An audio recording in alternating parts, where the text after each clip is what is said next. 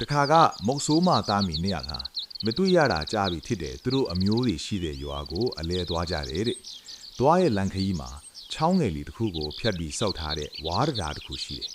အချိန်ကမနဲ့စောစောနှင်းတွေကြားနေချိန်အဲ့ဒီဝါးတရားကိုဖြတ်ကူးတော့အမေဖြစ်သူဟာမတော်တဆခြေချော်ပြီးတရားအောက်ကိုပြုတ်ကျသွားတယ်ချောင်းရည်စည်းကကျန်းနေတော့ချောင်းရည်တဲ့မျောပါမသွားရအောင်တရားအောက်ခြေကတိုင်ကိုဆွဲကင်ထားရင်းနဲ့သူ့သားကိုအော်ပြောတယ်